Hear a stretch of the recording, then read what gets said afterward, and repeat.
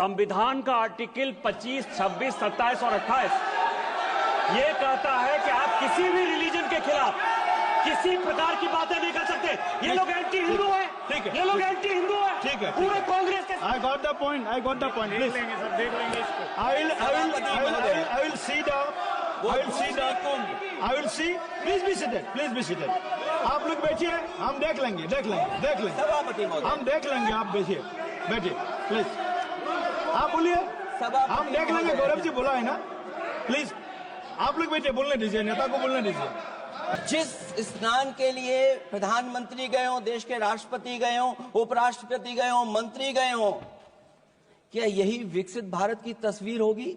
धन्यवाद सभापति महोदय, मैं आपका विशेष धन्यवाद देता हूं कि आपने मुझे बजट पर बोलने का अवसर दिया है। मैं अपने सभी साथी जो विपक्ष के बोले हैं उनसे अपनी बात को जोड़ते हुए मैं भी इस बजट के विरोध में खड़ा हुआ हूं। अध्यक्ष महोदय, ये बजट टारगेटेड बजट है, ये बजट फोकस्ड है। ये टारगेटेड फोकस्ड उन लोगों के लिए है जो बहुत संपन्न हैं, बड़े लोग हैं, उद्योगपति हैं, उनके लिए ये बजट बना हुआ है। और जो बात कही जा रही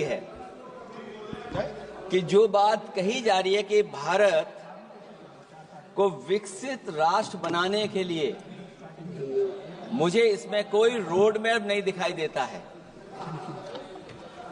और रोड मैप इसलिए नहीं दिखाई देता अध्यक्ष महोदय कि जैसे ही बजट आया, सभापति महोदय, जैसे ही बजट आया हम लोगों ने वो तस्वीरें देखी हैं। वो जो तस्वीरों में दिख रहा है, इधर हाथों में हथकड़ी और पैरों में बेड़ियां, क्या सभापति महोदय 10 बजट इस देश के लिए इसलिए बनाए गए थे कि जब 11वां बजट आएगा तो पूरा देश और पूरी दुनिया ये देखेगी कि भारत के लोग हथकड़ी लगा करके और बेड़ियों को लगा करके भारत लौटाए गए। सभापति महोदय, मैं आपके माध्यम से ये बात कहना चाहता हूं कि अमेरिका जा रहे हैं तो पिछली बार हीरा लेकर के गए थे, इस बार सोने की जंजीर ले जाइएगा। जंजीर देखकर शायद उन्हें कोई और जंजीर याद आ जाए। और सभापति महोदय,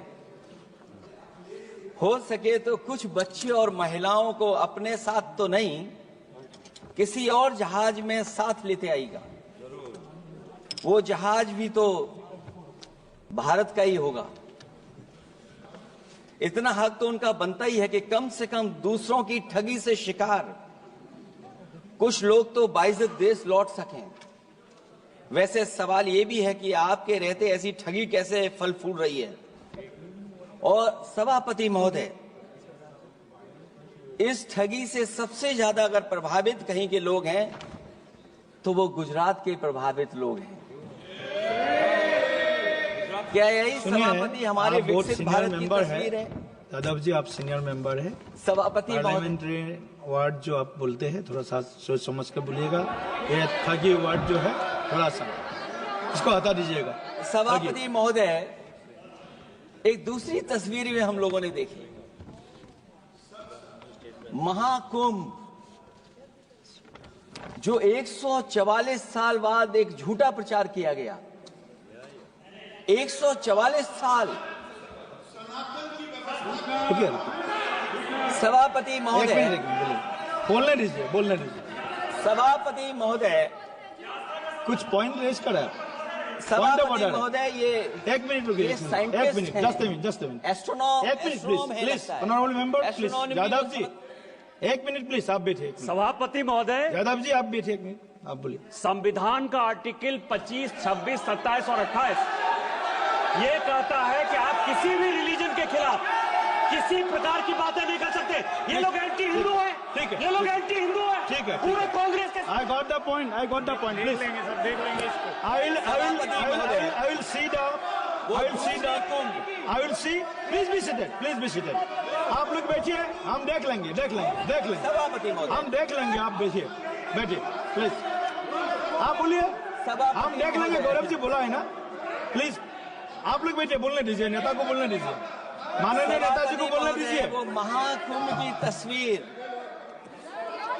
क्या हो रहा है ये भड़काना चाहते हैं, ये भड़काना चाहते हैं, सभापति महोदय, ध्यान भड़काना चाहते एक मिनट, कोई आप भी ऐसा स्नान वर्ड करके नहीं आए हो। जो कोई भी आस्था के विरुद्ध में बोला है, आपको कोई उसको हटा अधिकार नहीं दीजिएगा। बनता है, आप स्नान करके नहीं आए हो।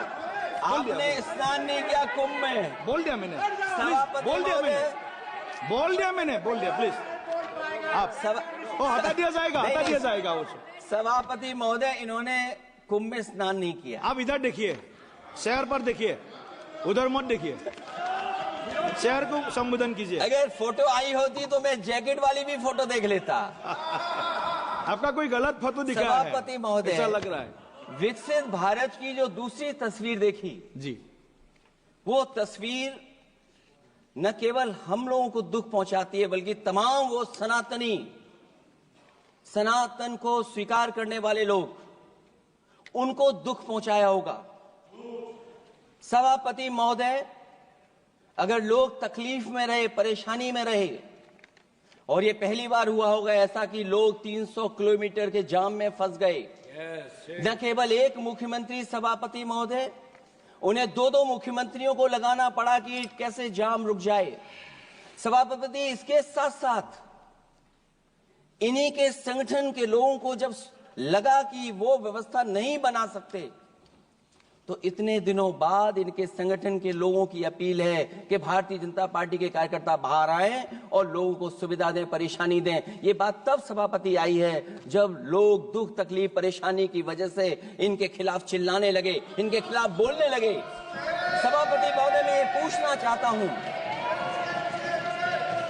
जिस स्नान के लिए प्रधानमंत्री गए हो, देश के राष्ट्रपति गए हो, उपराष्ट्रपति गए हो, मंत्री गए हो, क्या यही विकसित भारत की तस्वीर होगी जिसमें आप ट्रैफिक मैनेज नहीं कर पा रहे हैं? आप हर शहर में यह कहा गया कि कोई शहर से निकले नहीं, सब के सब वहीं पर रुक जाएं, आगे नहीं जा सकते, दर्शन नहीं कर सकते।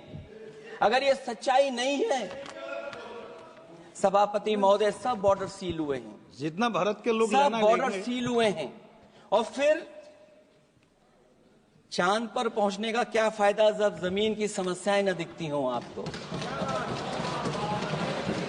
जमीन की समस्याएं न दिखती हों। और सभापति महोदय, मैं सरकार से जानना चाहता हूं, वो ड्रोन कहां हैं? वो जो डिजिटल इंडिया की बात कही गई थी, वो कहां है? जो लोग अभी तक इस बात की डिजिट नहीं दे पा रहे हैं कि कितने लोगों की जान गई है, कितने लोग वहां पर खो गए हैं। सभापति महोदय, इधर विज्ञापन और कार्टूनों की बड़ी चर्चा हो रही थी। मुझे याद है कि एक दिन मैंने अखबार देखा, अंग्रेजी अखबार, और मैं समझता हूं ये माननीय सदस्य जितने लोग रहे होंगे उन्होंने वो अखबार जरूर देखा होगा, न्यूज़पेपर, और उसके फ्रंट पेज पर एक विज्ञापन था, और उस विज्ञापन की जो तस्वीर थी उसमें एक जानवर, मुझे पहचान में नहीं आ रहा, वो शायद गधा रहा होगा, वो जेल के अंदर है। मेरा मन नहीं माना, मैंने उसी दिन सरकार को जगाने के लिए लिखा, और मैं आज सभापति महोदय सरकार के माध्यम से जानना चाहता हूं कि डिजिटल इंडिया करते करते साइबर क्राइम, साइबर लूट और डिजिटल अरेस्ट कितना बढ़ गया है। और जो विज्ञापन दिया था, इस जानकारी के बाद वो विज्ञापन दोबारा अखबार में नहीं आया। वो विज्ञापन की तस्वीर मैं नहीं दिखा सकता हूं, मैं समझता हूं माननीय मंत्री जी उस विज्ञापन को जानते होंगे और देखा होगा उन्होंने। जो विज्ञापन दिया, जनता का भारतीय रिजर्व बैंक से यह सवाल है कि वो अपने ऐसे विज्ञापनों में किसको चित्रित कर रहे हैं, और क्यों और वो कहां से आया है? क्या यह कोई प्रतीकात्मक चित्रण है? यदि हां, तो वो जानवर किसका प्रतीक है? क्या उस सिस्टम का जिसके कंधे पर स्वच्छ और सुरक्षित बैंकिंग की नैतिक जिम्मेदारी है, या उस मंत्रालय का जिसको सुरक्षित बैंकिंग का दायित्व निभाना चाहिए? अगर ये चित्रण जनता को दिखाना चाह रहा है कि ये बहुत ही अनैतिक भी है, जनता इसके लिए मानहानि का दावा भी कर सकती है। अगर आरबीआई यही दिखाना चाह रहा है, तो आप अपने खाता धारकों के प्रति बैंक का ऐसा नकारात्मक रवैया न केवल आपत्तिजनक है, बल्कि घोर निंदनीय भी है।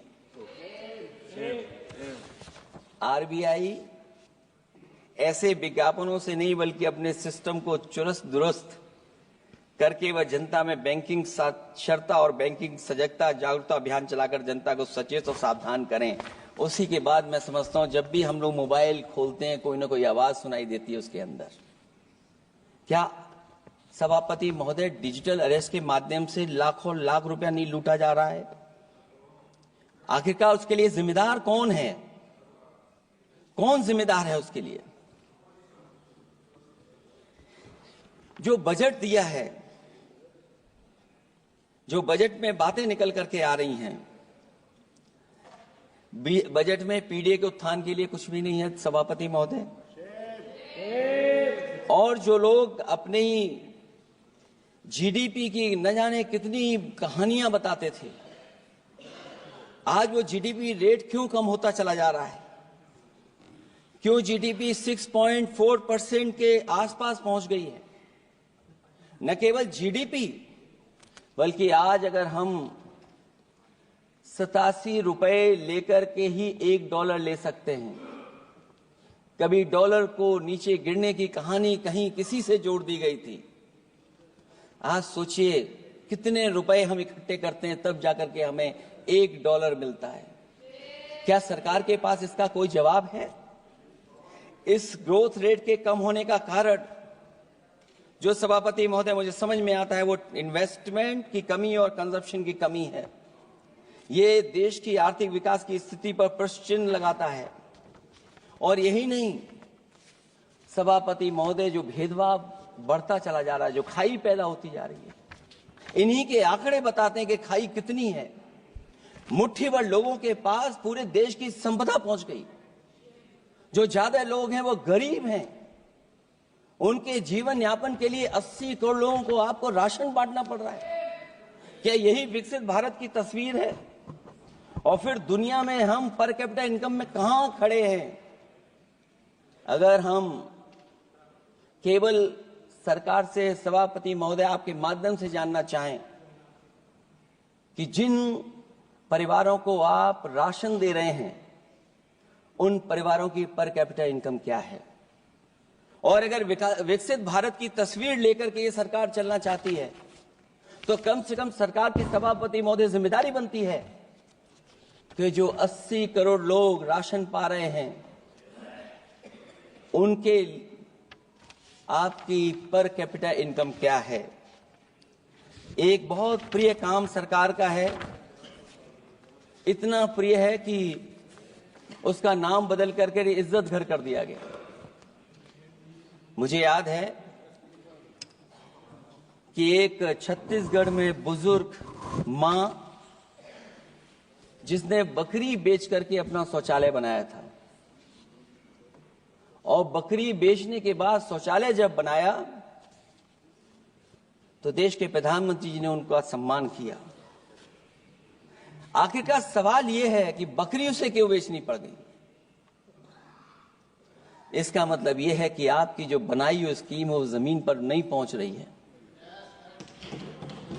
उसके लिए पर्याप्त पैसा नहीं पहुंच पा रहा है। आखिरकार पैसा क्यों नहीं पहुंचा, ये तो सरकार की जिम्मेदारी है। और फिर सभापति महोदय, जो शौचालय बनाए हैं उनमें पानी किसी में नहीं पहुंचता। क्या यही विकसित भारत की तस्वीर बनेगी? वैसे तो सभापति महोदय, हम लोग डबल इंजन बहुत सुनते थे, और अब इस बजट में 2 इंजन और बढ़ गए हैं। सभापति महोदय, ये 4 इंजन वाला है बजट। 4 इंजन।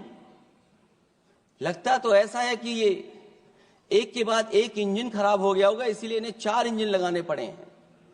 ये जनता को धोखा दे रहे हैं 4 इंजन की बात कर करके। क्योंकि जब उत्तर प्रदेश को देखते हैं तो वहां पर जो डबल इंजन की सरकार चल रही है वो डबल ब्लंडर कर रही है। उनके डबल ब्लंडर देखने को मिलने हमें। और अगर ये 4 इंजन की सरकार है, जो सबसे पहला इंजन है सभापति महोदय, वो हमारे किसान और कृषि का है। 10 साल गुजरने के बाद भी और इतने बजट आने के बाद भी आज तक किसानों की आय दोगुनी नहीं हुई। यह हमारे तमाम माननीय सदस्य समय समय पर अपने क्षेत्र की जो समस्या है फसल को लेकर के सवाल खड़ा करते हैं। कई किसान नेता आंदोलन कर रहे हैं, अभी भी आंदोलन चल रहा है। सभापति महोदय, इस सरकार के पास जो विकसित भारत का सपना दिखा रही है, अभी तक किसान की आय दोगुनी कैसे हो उसका कोई रोड मैप नहीं है इनके पास। अगर कोई रोड मैप रहा हो तो बता दें हमें। और फिर एमएसपी की कानूनी गारंटी। सभापति महोदय, हजारों किसानों की जान चली गई कि एमएसपी को कानूनी गारंटी मिले, लेकिन आज भी वो गारंटी नहीं मिल पा रही है। क्या यही हमारा विकसित भारत होगा जिसमें किसान को एमएसपी नहीं मिलेगी, उसकी कोई गारंटी नहीं है? जो किसान की आय दोगुनी का सपना ले रहे थे, उन्होंने स्वामीनाथन जी को भारत रत्न तो दे दिया, लेकिन उनके कही हुई बातों को अभी तक नहीं पहुंचा पा रहे हैं। जो फसलें दलहन तिलहन बढ़ावा देने के लिए जो मिशन की घोषणा की गई थी, वो क्या मिशन अभी पूरा हुआ है? क्योंकि अभी तक हम लोग तिलहन इंपोर्ट कर रहे हैं। दलहन तिलहन के बारे में पहले बजट से कहा जा रहा है, अध्यक्ष महोदय, आज भी हम लोगों को इंपोर्ट करना पड़ रहा है। और उसका परिणाम यह है कि हम अपने किसानों को जो लाभ देना चाहते हैं वो नहीं लाभ दे पा रहे हैं। प्रधानमंत्री धन धान कृषि योजना 100 पिछड़े जिलों के लिए घोषित हुई है, लेकिन इसके लिए कोई बजट नहीं दिया गया है। फल और सब्जी का उत्पादन को बढ़ावा देने के लिए भविष्य में योजना बनाई जाएगी। यही 4 इंजन की बजट है कि फल और सब्जी के लिए बाद में बजट बनाया जाएगा, बाद में बजट घोषित होगी। पॉलिसी क्या होगी वो बाद में तय होगा। कृषि क्षेत्र में रिसर्च और डेवलपमेंट के लिए अधिक धन की आवश्यकता है। शायद इस बजट में अध्यक्ष महोदय वो नहीं दिखाई दे रहा है। कृषि क्षेत्र में कार्यबल करीब 46% है, लेकिन जीडीपी में इसका योगदान केवल 18% है। किसानों की खराब आर्थिक स्थिति को दर्शाता है कि अभी हमारा किसान गरीब है। फसल बीमा योजना, मुझे याद है फसल बीमा योजना को लेकर के न जाने कितना प्रचार किया गया, लेकिन सच्चाई तो यह है कि जब क्लेम करने की बात आती है तो जो आंकड़े बताते हैं वो अभी भी 3% से ऊपर नहीं पहुंच पाए हैं। किसान के कर्ज के कारण किसान आत्महत्या कर रहा है। क्या विकसित भारत की यही तस्वीर होगी कि लाखों लाख किसान हमारा आत्महत्या कर ले? अब तो सुना है कि वो आंकड़े भी आना बंद हो गए हैं। हमें किसान के ऊपर कर्ज और कर्ज के ऊपर कर्ज नहीं बनाना है। जिस तरीके से आप बड़े बड़े उद्योगपतियों का ध्यान रखते हैं कि उनका समय समय पर कर्ज माफ करते हैं, मुझे पूरा भरोसा है कि हमारे देश के किसानों का भी कर्ज माफ होना चाहिए, उनको कर्ज से मुक्ति दिलाना चाहिए। अगर क्लाइमेट चेंज की बात होगी तो सबसे पहले असर अगर किसी पे पड़ेगा तो सबसे पहले प्रभावित अगर कोई होगा तो हमारा किसान प्रभावित होगा। उसके लिए क्या आपके पास रोड मैप है? हमारे माननीय सदस्यों ने बहुतों ने कहा है जीएसटी को लेकर के न जाने क्या क्या सरकार बनाती है और जीएसटी से लगातार व्यापारियों को उलझा रही है। जब तक जीएसटी के बारे में व्यापारी समझ पाता है तब तक जीएसटी को बदल देते हैं, तरीका बदल देते हैं। अभी भी किसानों के जितने भी इक्विपमेंट हैं उनमें 18-12% जीएसटी लिया जा रहा है। कम से कम अगर विकसित भारत का सपना ये सरकार देख रही है तो सभी के सभी एग्रीकल्चर इक्विपमेंट जो हमारा किसान इस्तेमाल करता है उसमें 0 GST होनी चाहिए। मैन्युफैक्चरिंग सेक्टर को बढ़ावा देने के लिए और कई योजनाएं सरकार लाई है। भंडारण की सुविधा किसको मिल रही है? सभापति महोदय, भंडारण को लेकर के भी सरकार का कोई रोड मैप जरूर होना चाहिए।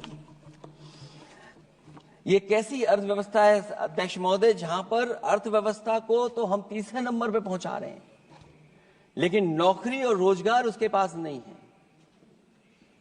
ग्रोथ है, ग्रोथ बताना चाहते हैं, लेकिन रोजगार और नौकरी नहीं है। जो इनके मैन्युफैक्चरिंग के तमाम मिशन थे, नेशनल मैन्युफैक्चरिंग मिशन, जब तक इन्वेस्टमेंट का वातावरण नहीं सुधरेगा तब तक इन्वेस्टमेंट नहीं हो सकता। हमारा नेशनल मैन्युफैक्चरिंग मिशन आगे नहीं बढ़ सकता। दूसरा इंजन इन्होंने बताया MSME, और MSME को लेकर के बहुत चिंता व्यक्त की। बजट भाषण में MSME सेक्टर को विकास का द्वितीय इंजन बताया गया, जो सही है, परंतु MSME के विकास के लिए बजट में कोई विशेष व्यवस्था नहीं की गई है। भारत में MSME के क्षेत्र में 11 करोड़ लोगों को रोजगार प्रदान 11 करोड़ लोगों को रोजगार प्रदान करता है, और इसमें सबसे ज्यादा रोजगार मिलता है जो कि हमारी माइक्रो यूनिट्स हैं। उनके लिए कोई योजना नहीं है, उनको विशेष मदद के लिए कोई प्रावधान न पहले किया गया न इस बजट में किया गया है। मैं केवल यूपी के बारे में कहना चाहता हूं कि यूपी में लगभग 96 लाख MSMEs हैं, लेकिन केवल 14 लाख पंजीकृत हैं। पूरे देश में 6 करोड़ हैं। MSME के विपरीत केवल 1 करोड़ पंजीकृत हैं।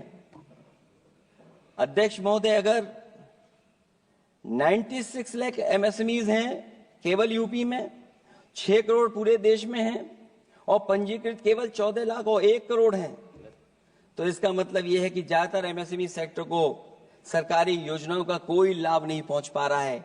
मुझे उम्मीद है कि MSME को लाभ पहुंचाने के लिए सरकार जागरूक होगी और अपनी डबल इंजन सरकारें जहां जहां चल रही हैं उनको जगाने का भी काम करेंगे। अध्यक्ष महोदय, एक समय ऐसा भी था जब लोग बजट के आने पर खुश होते थे, क्योंकि बजट नई उम्मीद जगाता था, देश और जनता को आगे की ओर ले जाता था। लेकिन भाजपा सरकार के बजट में न देश के विकास के लिए कुछ होता है, न जनता की तरक्की के लिए। बजट मायूसी लेकर नहीं आना चाहिए। बजट देश का आर्थिक मानचित्र होता है। वो दर्शाता है कि किस तरह पूरे देश का संतुलित, मतलब हर राज्य का बराबर विकास हो, और जो भी राज्य या क्षेत्र भौगोलिक, शैक्षिक, सामाजिक, राजनीतिक कारणों से पिछड़ गया है उसके लिए कैसे प्रावधान किए जाएं जो वो भी मुख्य धारा से जुड़ सके। वर्तमान में बैलेंस डेवलपमेंट की नीति पिछड़ती जा रही है। मैंने कई मौकों पर कहा है, आज फिर दोहरा रहा हूं कि अध्यक्ष महोदय, सच्चा विकास वही होता है जो भेदभाव मिटाता है। अच्छा बजट किसी देश को हर दिशा में विकास का रास्ता तैयार करता है।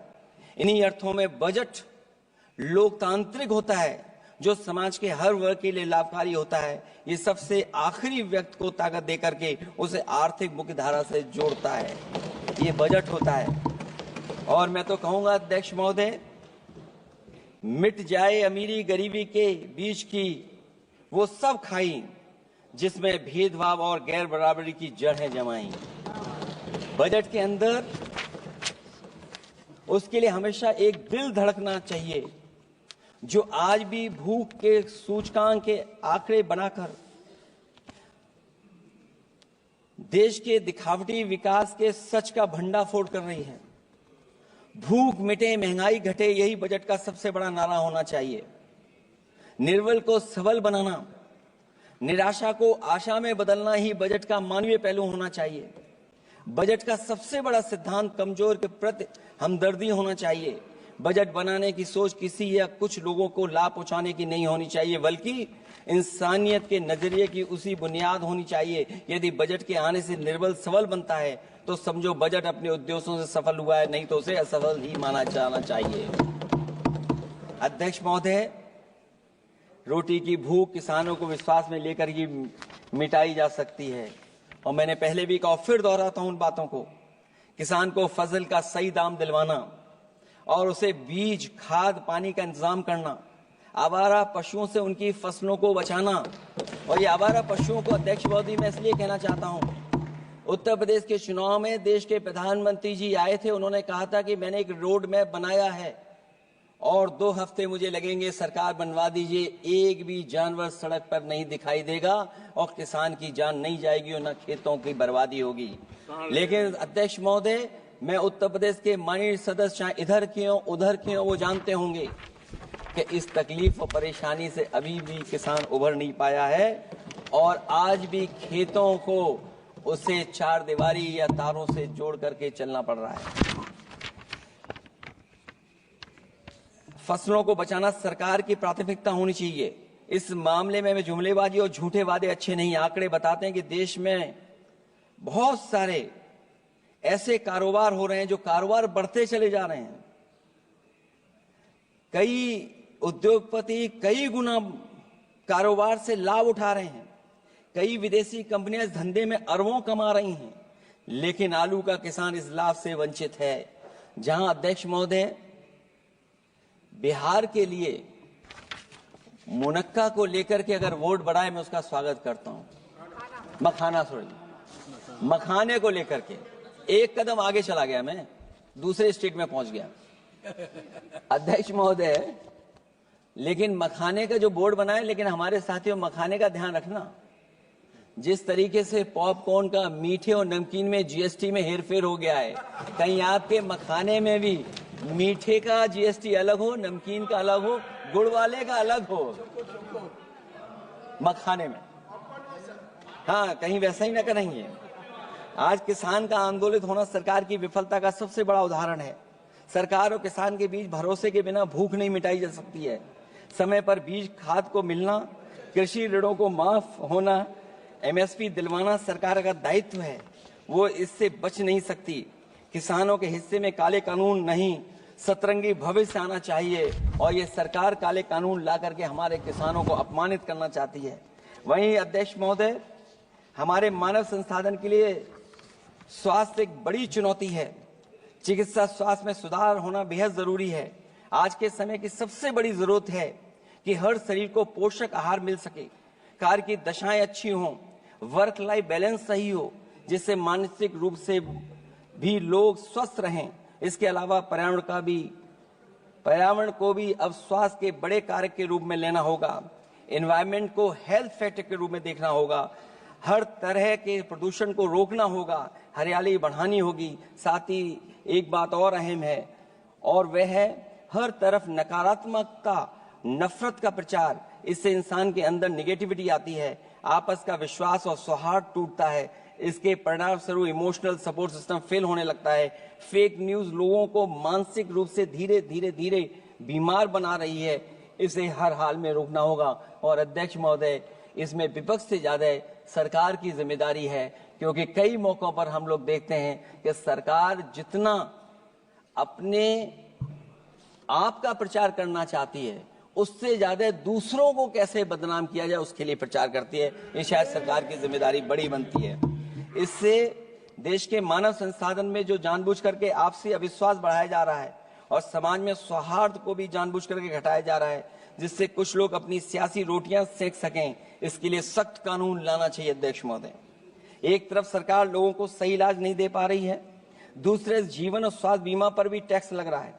सरकार मुनाफा कमाने के लिए नहीं बनती है, बल्कि जनता के कल्याण के लिए बनती है। ये बात कुछ लोगों को याद रखनी चाहिए। अगर आप अध्यक्ष महोदय, अगर काम है भी तो सही दाम नहीं मिल रहा है, ये बात अगर एक पढ़े लिखे युवा के लिए सही है तो एक मजदूर के लिए भी दिन भर कमर तोड़ मेहनत तो करता है, लेकिन उतना पैसा मजदूरी में नहीं पाता है कि अपनों का अपना पेट भर सके। आज जबकि देश की अधिकांश आबादी युवा है, ऊर्जा से भरी हुई है, कुछ करना चाहती है, ऐसे में सरकार को सिर्फ ये करना है कि वो देश के कारोबारी वातावरण और व्यावसायिक व्यवस्था का निर्माण करे, लोगों के टैलेंट को पहचाने, उसकी सच में स्किल मैपिंग करे, जिससे युवा को प्रतिभाओं के अनुसार उसको काम रोजगार मिल सके, जिससे युवाओं को देश के निर्माण में अपना योगदान करने का मौका मिले। अध्यक्ष महोदय, जब से ये सरकार बनी है महंगाई बढ़ती चली जा रही है। महंगाई कहां पहुंच गई है सरकार को बेहतर पता है, आकलन है उनको। इसलिए अध्यक्ष महोदय, महंगाई एक ऐसी समस्या बनकर उभरी है जिसने हर कौर को भारी बना दिया है। जिस तरह सत्ता में बैठे हुए लोग राजनीतिक चंदे के नाम पर कंपनियों से उगाही कर रहे हैं, दरअसल वो भी दामों के बढ़ने का एक बहुत बड़ा कारण है। सरकार ने मुनाफाखोरी की लगाम खोल दी है और मुनाफाखोरों को छुट्टा बैल हो गए हैं। आजाद भारत के इतिहास में भी नोटबंदी और जीएसटी दो सबसे बड़े आर्थिक सुधार हैं। सुधार नहीं बल्कि सबसे बड़े आर्थिक विकार बनकर के उभरे हैं। और अध्यक्ष महोदय, मैं याद दिलाना चाहता हूं, नोटबंदी के समय पर बैंक की लाइन में एक मां लगी थी गर्भवती, जो बच्चा जन्म लिया उसका नाम हम लोगों ने खजांची रखा है। अब वो काफी बड़ा हो गया है, साइकिल भी चला लेता है। अध्यक्ष महोदय, मैं कहूंगा सरकार से कम उसको ही गोद ले लें आप। अध्यक्ष महोदय, मैं चाहूंगा कि आप उसको गोद ले लीजिए। नाम जब आप गोद ले लेंगे तो नाम भी आप अपने हिसाब से रख पाएंगे। किसी भी आर्थिक सुधार का लक्ष्य होता है कि आर्थिक गतिविधियां सुचारू रूप से चल सकें और आसान होंगे, जिससे अर्थव्यवस्था दिन दूनी रात चौगुनी तरक्की करे। लेकिन इन सुधारों के आने के बाद से अर्थव्यवस्था की गति कछुआ की चाल जैसी हो गई है, जिसकी प्रमाण है कंपनियों की ग्रोथ का काम होना, उनकी बिक्री का घट जाना, यहां तक कि फास्ट मूविंग कंज्यूमर गुड्स भी 2% से ज्यादा आगे नहीं बढ़ पा रहा है। इसका सीधा मतलब यह है कि लोगों के पास पैसों की किल्लत हो गई है और वो रोजमर्रा की जरूरत तक खर्च नहीं करना चाहते हैं। ऐसे में उनकी बचत कहां से होगी, और जब बचत नहीं होगी तो लोग क्या तो खाएंगे और क्या बाजार में लगाएंगे। लोगों में भविष्य को लेकर कितनी अनिश्चितता और चिंता है कि वो अपने जमा पैसे अपने पास ही रखना चाहते हैं। इसलिए व्यापार में बढ़ोतरी नहीं हो पा रही है, बैंकों में भारी किल्लत है, पूंजी का निर्माण नहीं हो पा रहा है और लोग निवेश के लिए आगे नहीं आ रहे हैं। और इसलिए मैं अध्यक्ष महोदय कहना चाहता हूं कि उत्तर प्रदेश सरकार ने एक बहुत बड़ा आयोजन किया था, इन्वेस्टमेंट मीट, 40 लाख करोड़ का एमओयू हुआ। मैं अध्यक्ष महोदय आपके माध्यम से जानना चाहता हूं सरकार से, अध्यक्ष महोदय मैं आपके माध्यम से सरकार से जानना चाहता हूं कि जो अपने आप को डबल इंजन की सरकार कह रहे हैं, वो उत्तर प्रदेश के इन्वेस्टमेंट के लिए क्या सहयोग कर रहे हैं। ये दुर्भाग्यपूर्ण है कि आत्मनिर्भरता की बात करते हुए भी हमारा शेयर बाजार विदेशी निवेशकों पर निर्भर करने लगा है।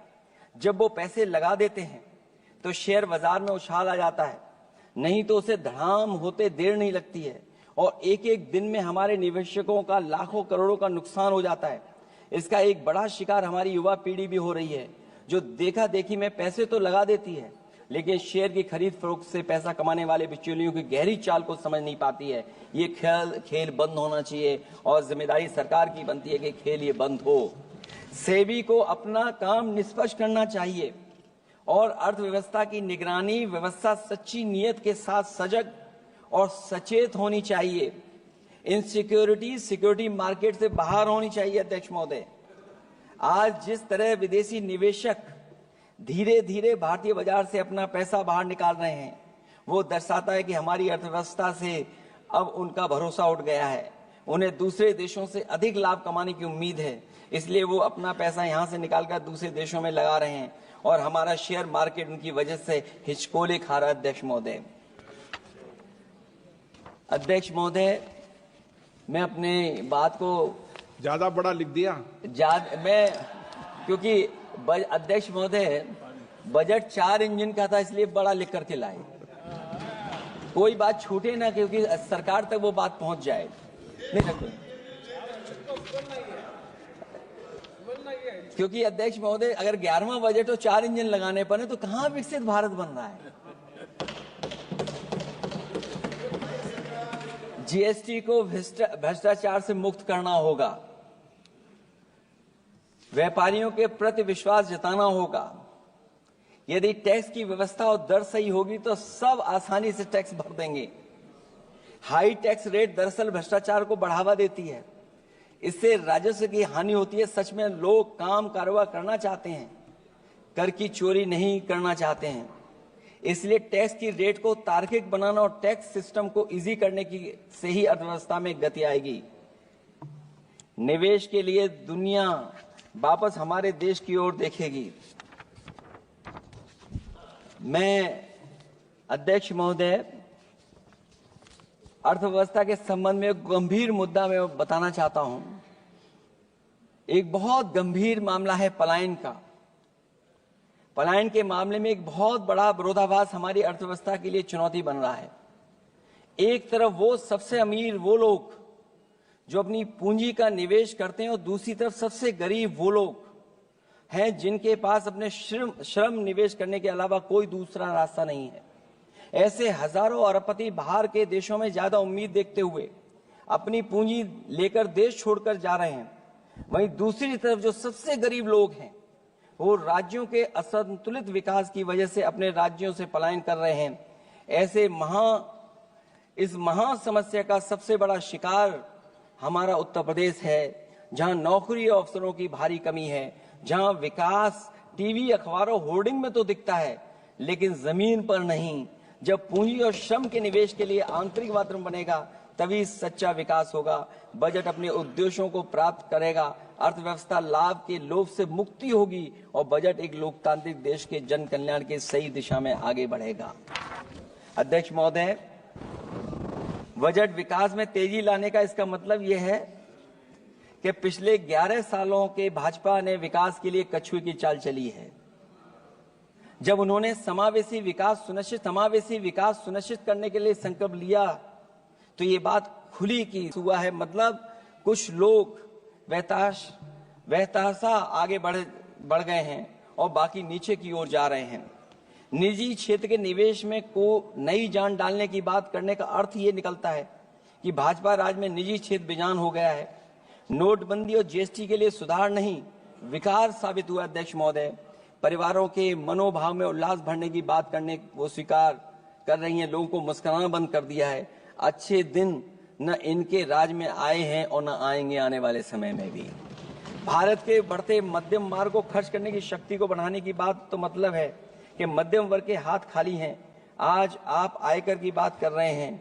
हम लोगों ने बहुत पहले इस बात की मांग की थी, इसलिए कि 12 लाख के कम से कम उनको कर से। वित्त मंत्री जी ने कहा कि हम सब मिलकर के अधिक संपन्नता लाने और विश्व में अपना स्थान बनाने और अपने राष्ट्र की अनंत क्षमता को बढ़ाने के लिए अपनी यात्रा कर रहे हैं। तो उनकी असली मतलब ये था कि वो बस चल रहे हैं। ये यात्रा निरर्थक है। अगर 11 साल बाद भी मंजिल का अता पता नहीं है तो ये यात्रा कौन सी है। अध्यक्ष महोदय, जब आपने कहा कि हमारे सामने प्रतिकूल भू राजनीतिक परिस्थितियां हैं तो अध्यक्ष महोदय ये बताए सरकार कि आपने उन्हीं प्रतिकूलों को क्यों होने दिया, प्रतिकूल परिस्थितियों को क्यों बनने दिया। हमारे संबंध पड़ोसियों से क्यों खराब हुए, हमारी सीमाएं क्यों असुरक्षित हुई, हम क्यों अपनी बात अंतर्राष्ट्रीय पटल पर रखने में कामयाब नहीं हुए हैं। जब आपने कहा कि हमारी अर्थव्यवस्था सभी प्रमुख वैश्विक अर्थव्यवस्थाओं के बीच सबसे तेजी से बढ़ने वाली अर्थव्यवस्था है, तो आप ये क्यों भूल गए कि हमारा रुपया उनके शासनकाल में सबसे निचले स्तर पर पहुंच गया है। सबका विकास का आपका नारा सबका विनाश में कैसे बदल गया है, क्योंकि जब रुपया नीचे जाएगा तो विनाश का ही रास्ता खोलेगा। बड़े से लेकर छोटे उद्योग धंधे दुकानदारी सब चौपट क्यों हो गए हैं। मेक इन इंडिया, मुद्रा योजना, स्किल इंडिया, ये सब नाकामी की किताब के चैप्टर कैसे बन गए। वहां सवाल ये कि कैसे व्यापार कारोबार केवल कुछ लोगों के हाथ में ही सिमट गया और बाकी सबका काम धाम क्यों मिट गया। अध्यक्ष महोदय, हम भी मानते हैं कि कोई देश केवल उसकी मिट्टी से नहीं है बल्कि देश उसके लोगों से है, लेकिन आप लोग ये बात सिर्फ कहते हैं, करते नहीं हैं। जनता आपके लिए बस नारे का विषय है। आप कहती हैं कि हमारे लिए विकसित भारत में शामिल हैं गरीबी से मुक्ति, 100% अच्छे स्तर की स्कूली शिक्षा, बेहतरीन, सस्ती और सर्वसुलभ स्वास्थ्य सेवाओं तक पहुंच, 100% कुशल कामगार के साथ सार्थक रोजगार, आर्थिक गतिविधियों से 70% महिलाएं और देश को food basket of the world बनाने वाले किसान। अगर ये आपका लक्ष्य है, पर क्या आपके राज्य में अमीरी गरीबी की खाई नहीं बढ़ी? भूख के इंडेक्स में हम कहां जा पहुंचे हैं? स्कूली शिक्षा का बजट कम नहीं हुआ, स्वास्थ्य सेवाएं महंगी नहीं हुई, यहां तक कि अपने स्वास्थ्य बीमा पर भी टैक्स लगा दिया है। आपने योग्य लोगों को बेरोजगारी के अंधेरे में धकेला और आपके बड़े बड़े नेताओं ने तो यहां तक कह दिया कि कमी नौकरी की नहीं है, योग्यता की है। अपनी युवा पीढ़ी को हताश निराश करने का पाप आप लोगों ने किया है। कुशल कारीगर के नाम पर आपने युवाओं को डिलीवरी पर्सन बनाकर छोड़ दिया है। आपके राज्य में महिलाओं के खिलाफ अपराध के आंकड़े बढ़े हैं। ऐसे असुरक्षित माहौल में आप कैसे आर्थिक गतिविधियों में उनकी भागीदारी की बात कर सकते हैं? आपके मंत्रिमंडल में ही कितनी भागीदारी है, ये आपसे अच्छा और कौन जानता होगा। रही बात फूड बास्केट की, रही बात food basket of the world बनाने की बात, तो पहले आपसे आग्रह की आप अपने लोगों की थाली भर दीजिए। ऐसे हवाई जुमले उछालिए, कम उछालिए। इनमें अध्यक्ष महोदय, मैं अपनी बात को खत्म करता हुआ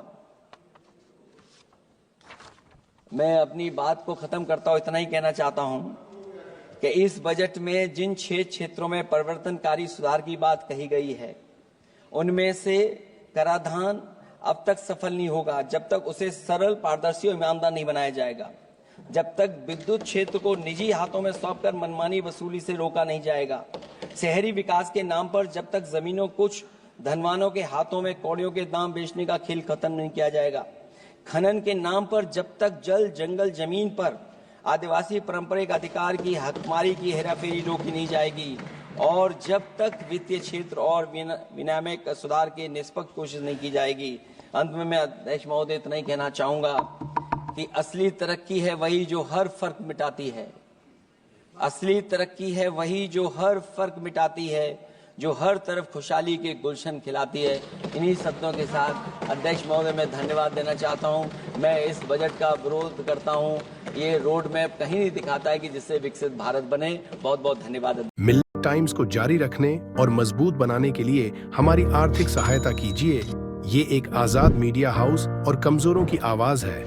आप हमें देखें, सुने, पढ़ें और हर महीना ज्यादा नहीं, सिर्फ 100 रुपए से मदद करें। डिटेल्स डिस्क्रिप्शन में मौजूद है।